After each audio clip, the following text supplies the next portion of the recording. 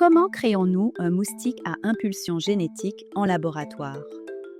Notre travail commence dans notre laboratoire de l'Imperial College London, qui dispose d'équipements spéciaux pour étudier en milieu confiné les moustiques génétiquement modifiés. Nous y concevons et testons différentes modifications génétiques afin d'identifier les plus prometteuses.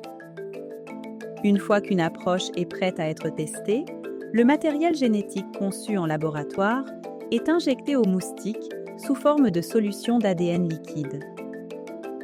Cette opération est effectuée au stade embryonnaire, avant que les moustiques ne soient complètement développés.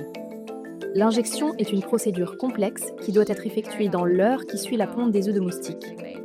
Si elle est effectuée trop tôt, les œufs seront trop mous et trop fragiles. Si trop de temps s'est écoulé, ils seront trop fermes.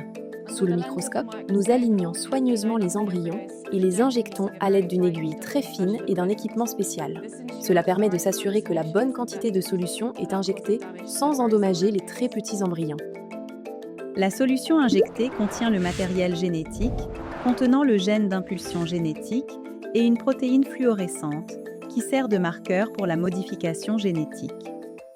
Si l'injection est réussie et que l'ADN modifié est intégré dans le génome du moustique, les larves qui écloront à partir des embryons de moustiques modifiés injectés seront fluorescentes sous le microscope lorsqu'elles seront éclairées par une source lumineuse spécifique. Le développement de moustiques à impulsion génétique est un processus très difficile. Seuls certains des embryons injectés survivront. La plupart sont endommagés pendant le processus d'injection. Lorsque les larves modifiées atteignent l'âge adulte, nous maintenons la colonie dans notre insectarium, génération après génération. Ensemble, nous pouvons mettre fin au paludisme.